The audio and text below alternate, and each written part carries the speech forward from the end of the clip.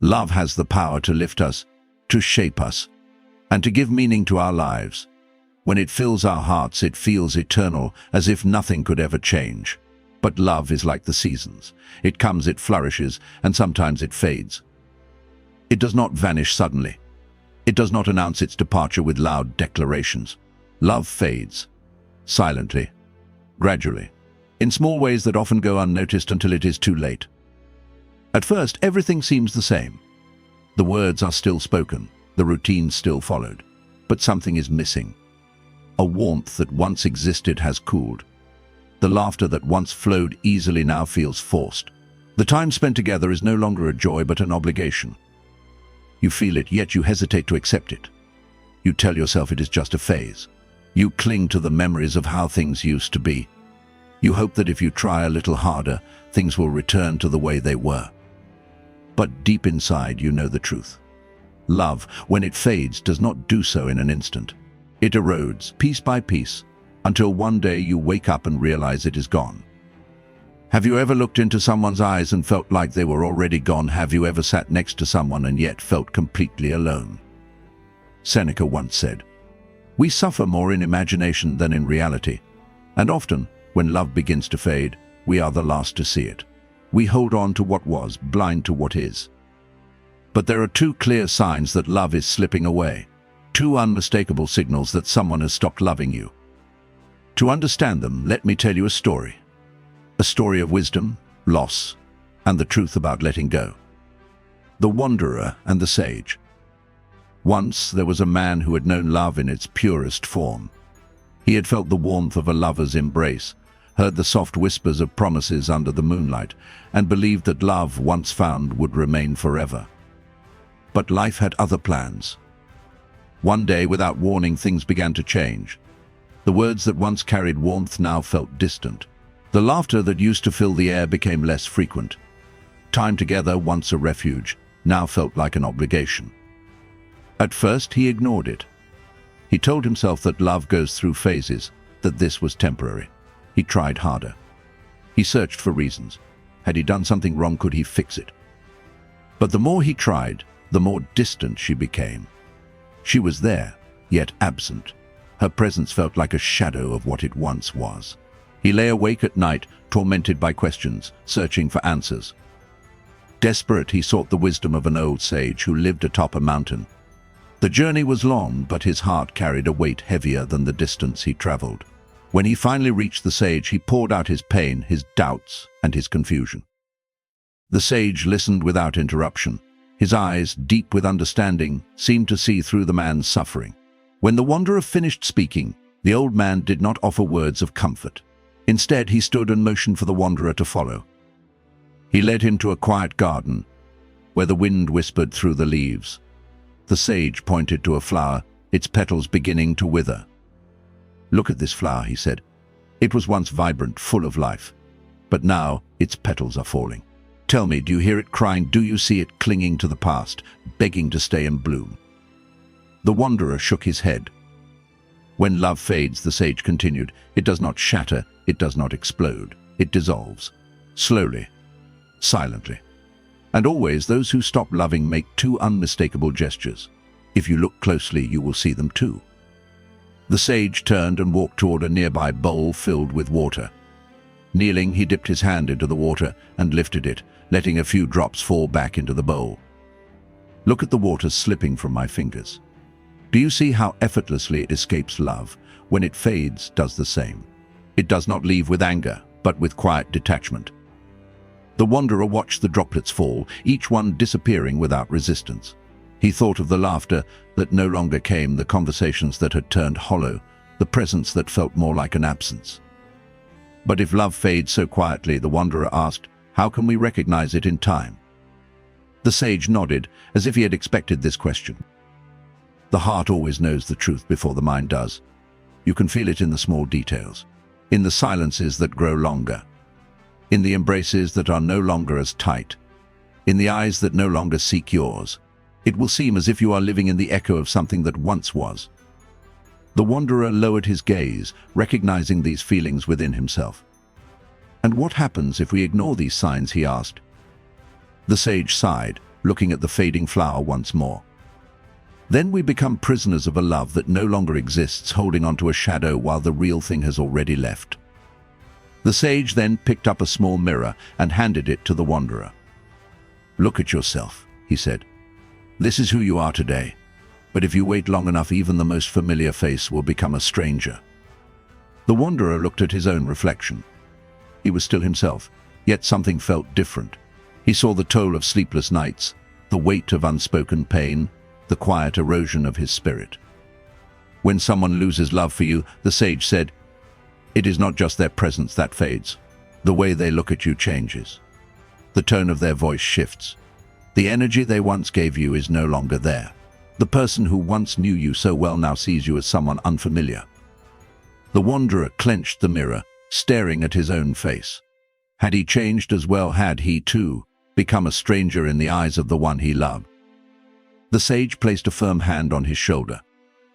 Love transforms those it touches. When two souls intertwine, they shape each other. But when love fades, the bond loosens. What was once unity becomes distance, and in their eyes, you are no longer the same person. The wind stirred the garden, and the fading flower released another petal. The wanderer shivered. "So what remains?" he whispered. The sage's expression softened. "What you were before love, what you have become because of it, and what you can be now that you have the space to grow again." For the first time, the wanderer did not feel despair. He felt something else, something lighter, not an ending, but a beginning. He had come seeking answers, but what he had found was wisdom. The first sign, emotional distance. The wanderer stood in silence, holding the mirror the sage had given him.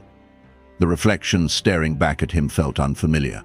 He knew something had changed, but he had resisted seeing it. The sage walked back to the bowl of water. Kneeling, he dipped his hand in again, then slowly lifted it, letting the droplets fall. "Look closely," the sage said.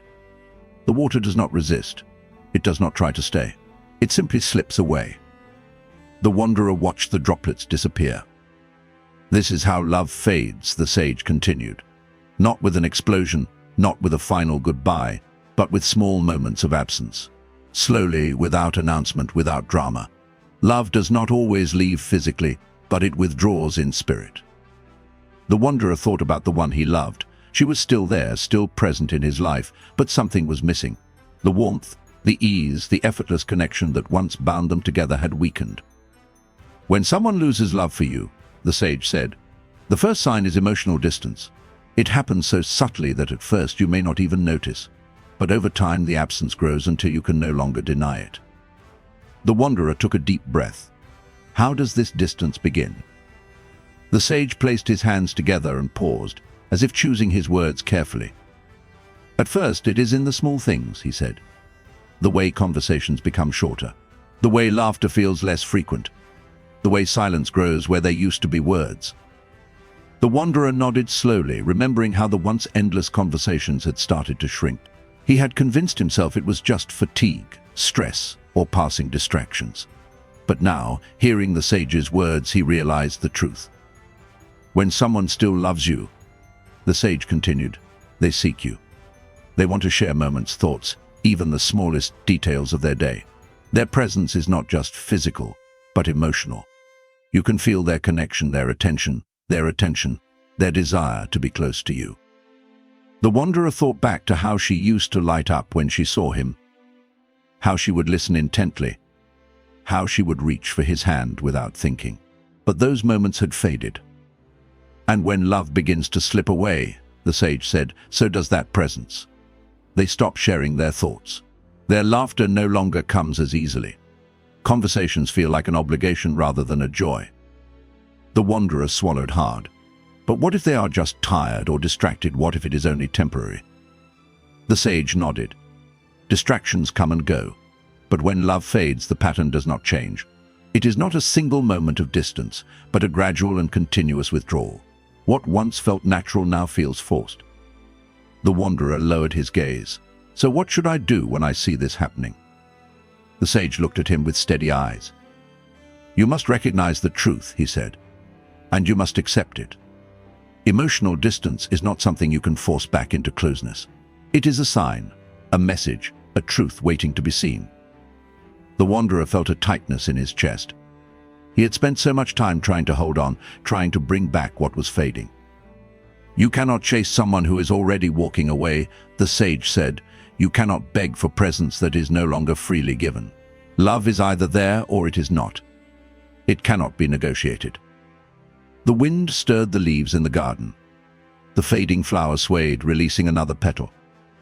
"When someone loses love for you," the sage continued, "they do not tell you outright.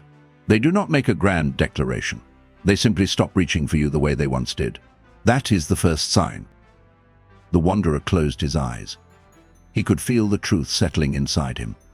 He had known this, but he had refused to see it. He had ignored the growing silence, the lack of excitement in her voice, the distance that had crept between them like a shadow. The sage spoke again, his voice calm but firm. "Do not deceive yourself with false hope. When emotional distance appears, it is rarely an accident. It is the heart pulling away one step at a time. And you must ask yourself, will you chase what is slipping away, or will you have the courage to let it go?" The wanderer did not answer. He did not need to. He had spent too long clinging to an illusion, afraid of what it meant to face the truth. The sage stood up and motioned toward the path leading down the mountain. "Come," he said.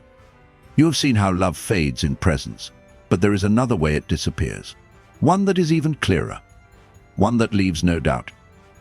The wanderer hesitated, then followed. As he walked, he felt lighter. The weight of false hope had begun to lift. He was not yet ready to let go completely. But for the first time he saw the truth, and that was the first step. The second sign: they no longer see you the same way. The wanderer followed the sage through the quiet garden. The air was still, yet something felt different. He had begun to see the truth. He had spent so long ignoring the first sign, convincing himself that the growing silence, the fading connection, was just temporary. But now he could no longer deny it. The sage stopped near a stone bench and turned to face him. "There is something else you must understand," he said. "When someone loses love for you, it is not only their presence that fades. It is the way they see you." The wanderer frowned. "What do you mean?" The sage reached into his robe and pulled out a small mirror. He handed it to the wanderer. "Look at yourself," he said. The wanderer lifted the mirror and stared at his own reflection. It was his face, the same one he had always known, yet something about it felt different. "This is how you see yourself," the sage said. "But do you know how she sees you now?" The wanderer lowered the mirror.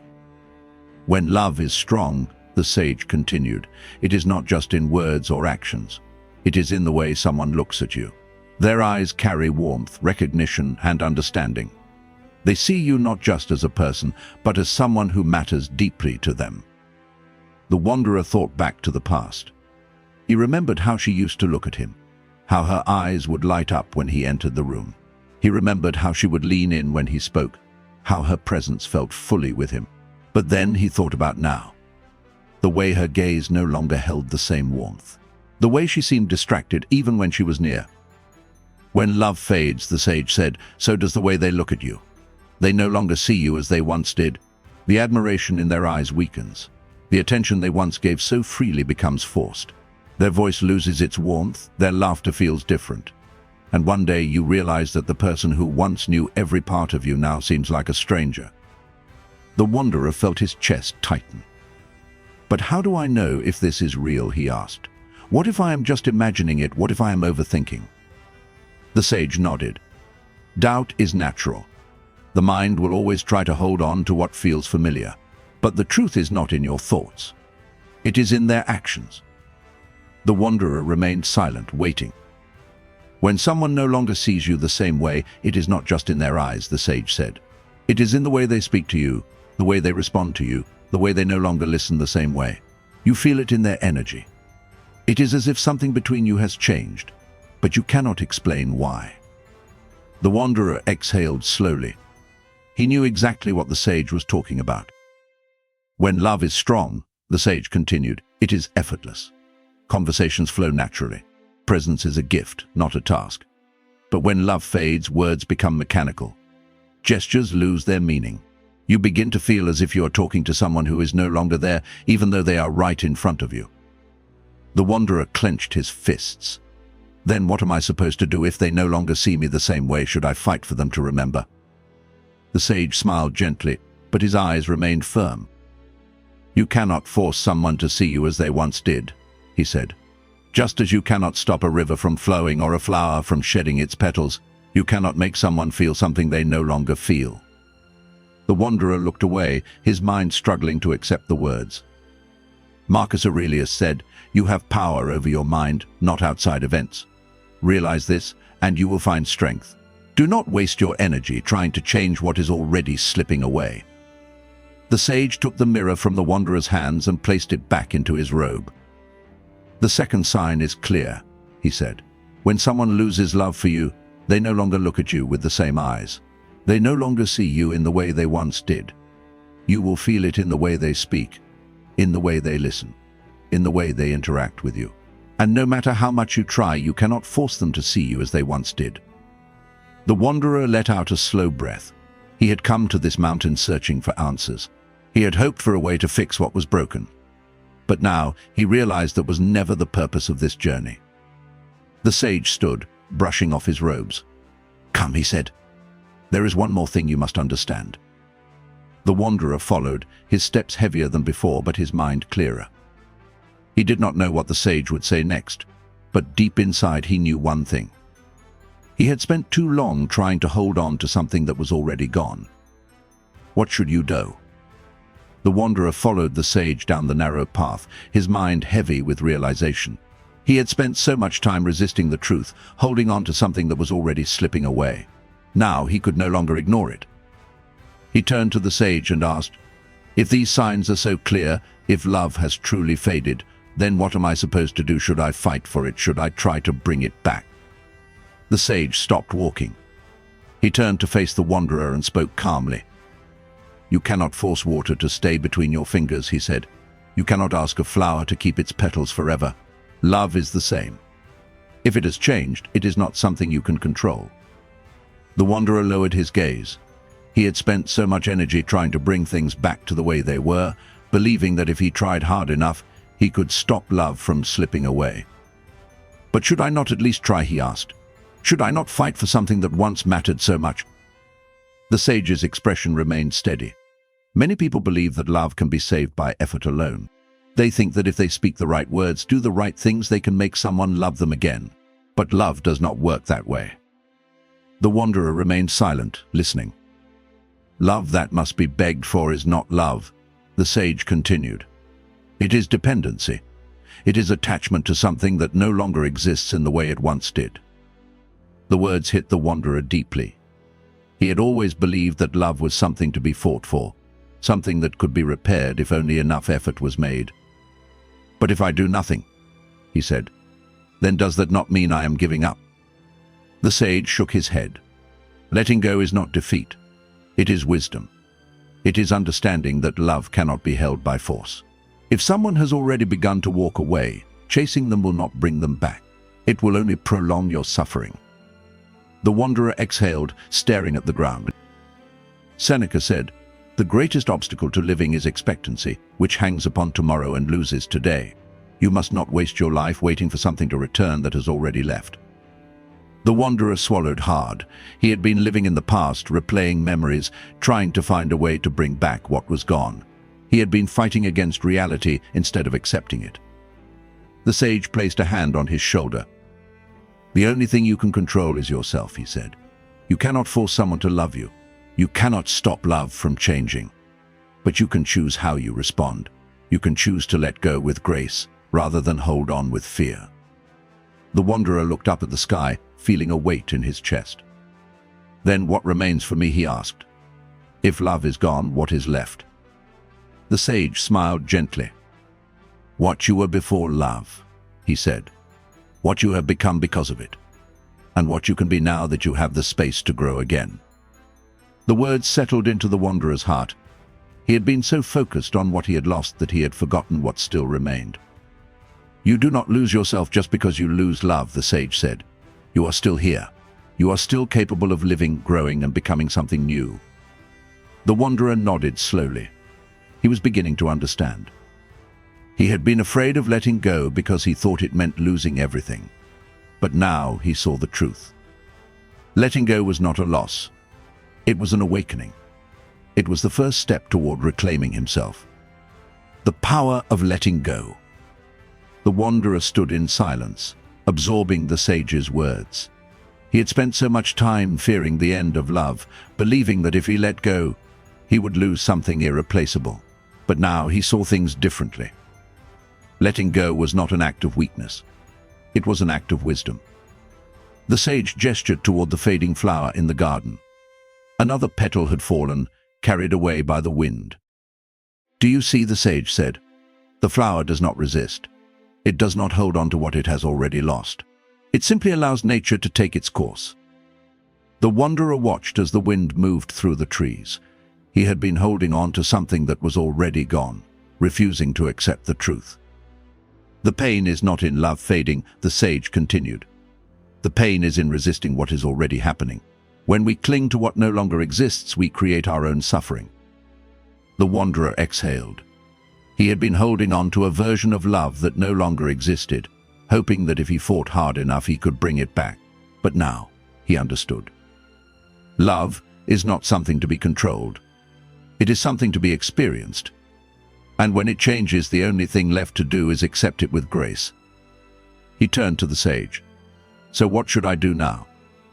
The sage smiled. "You move forward," he said. "Not with regret, but with gratitude. Not with bitterness, but with wisdom. Love is not something you own. It is something you live. And when it leaves, you do not chase it. You open the door and let it go." For the first time, the wanderer felt at peace. Conclusion. The wanderer stood at the edge of the mountain, looking out over the vast landscape before him. He had come searching for answers, hoping to find a way to bring back what was lost. Instead, he had found something greater. He had found clarity. He had found peace. Now he understood. Love is not something to possess. It is something to experience. When it fades, chasing it will only bring suffering. The true path is to accept, to let go, and to move forward with wisdom. What about you? Have you noticed these signs in someone? Have you felt that silent distance? That growing estrangement? If you have, perhaps it is time to let go. Not with anger, not with despair, but with the awareness that love, when it is real, does not need to be forced. Letting go does not mean losing. It means respecting the natural flow of life. Have you ever held on to something that was already gone? Have you ever struggled to accept the truth? Share your experience. Your story might help someone else find their own clarity.